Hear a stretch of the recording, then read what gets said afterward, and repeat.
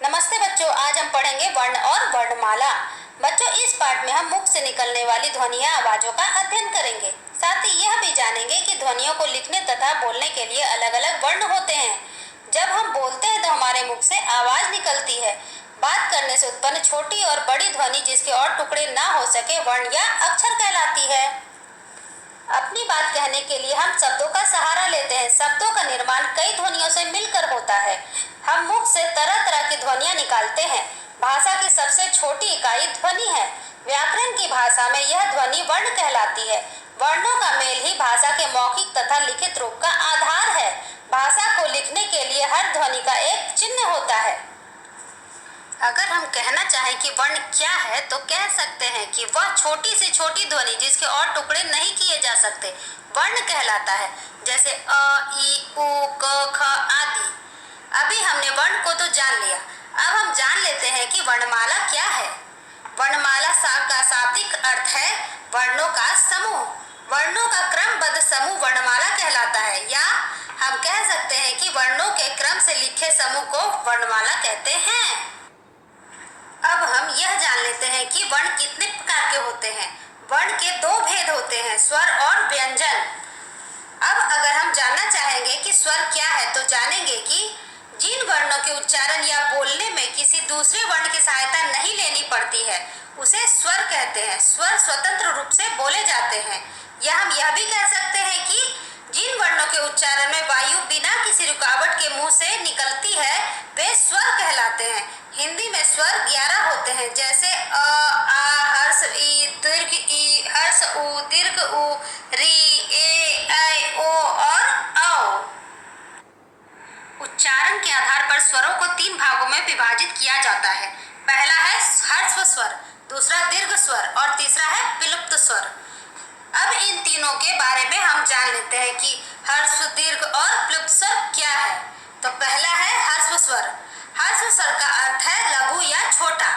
जिन स्वरों के उच्चारण में कम समय लगता है उन्हें ह्रस्व स्वर कहते हैं, जैसे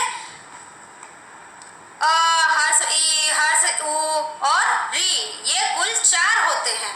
दूसरा है दीर्घ स्वर। दीर्घ स्वर का अर्थ है बड़ा। जिन स्वरों के उच्चारण में हर्ष स्वरों की अपेक्षा अधिक समय लगता है उन्हें दीर्घ स्वर कहते हैं। ये कुल 7 हैं।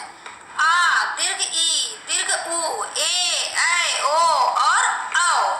तीसरा है प्लुप्त स्वर। प्लुप्त स्वर के उच्चारण में सबसे अधिक समय लगता है। इसका प्रयोग केवल संस्कृत में किया जाता है, जैसे ओम। अब हम वर्ण के दूसरे भेद को देख लेते हैं। वर्ण का दूसरा भेद है व्यंजन। तो व्यंजन के लिए हम यह समझ सकते हैं कि जिन वर्णों या अक्षरों को बोलने के लिए स्वरों की सहायता लेनी पड़ती है उन्हें व्यंजन कहते हैं। इन वर्णों का उच्चारण करने पर मुख से वर्णों की ध्वनि के साथ साथ अ की ध्वनि भी निकलती है। स्वरों की सहायता के बिना इन वर्णों का उच्चारण नहीं हो सकता है। हिंदी वर्णमाला में कुल 39 व्यंजन होते हैं। ये निम्नलिखित हैं। क वर्ग क, ख, ग, घ, अंग। च वर्ग च, छ, ज, झ, इया। ट वर्ग ट, ठ, ड, ढ, ण, ढ, ड। त वर्ग त, थ, द, ध, न।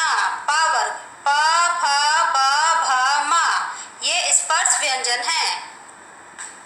य, र, ल, व अंतस्थ व्यंजन है। श, स, सा, ह ऊष्म व्यंजन है।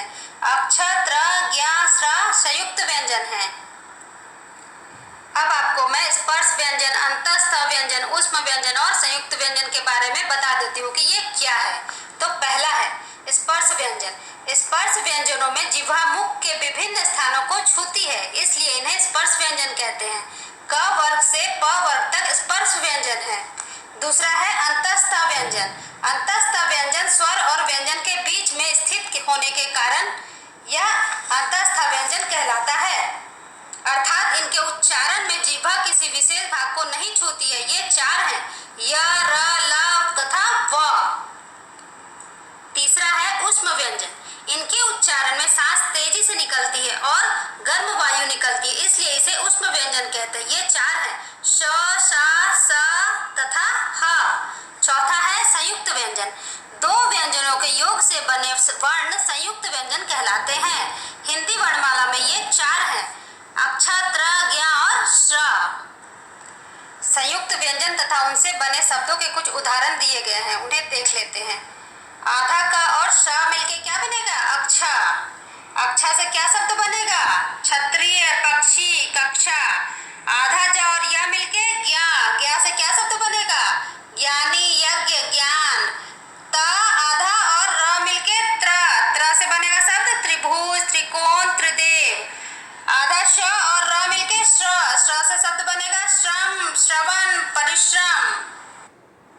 हिंदी भाषा में ड़ और ढ वर्णों का भी समावेश किया गया है। इन्हें उत्क्षिप्त व्यंजन कहते हैं। इनसे कोई शब्द शुरू नहीं होता है, बल्कि ये वर्ण शब्द के बीच या अंत में आते हैं, जैसे घोड़ा, सीढ़ी, कपड़ा, गाड़ी, पढ़ना आदि। अब हम पढ़ते हैं कि अयोगवाह क्या है। अयोगवाह जो वर्ण न स्वर होते हैं ना ही व्यंजन होते हैं, उन्हें अयोगवाह कहते हैं। अनुस्वार, विसर्ग तथा अनुनासिक इसी प्रकार के वर्ण हैं। इनका स्थान स्वर के बाद तथा व्यंजन से ठीक पहले आता है। अब हम अनुस्वार, अनुनासिक और विसर्ग को भी जान लेते हैं कि ये है क्या। अनुस्वार अंग को अनुस्वार कहते हैं। इनका चिन्ह एक बिंदु के रूप में होता है। इस ध्वनि का उच्चारण नाक से होता है, जैसे कंस, हंस, संगीत, रंग, भंग आदि। अनुनासिक आ को अनुनासिक कहते हैं। इसका चिन्ह आधा चांद पर बिंदु होता है।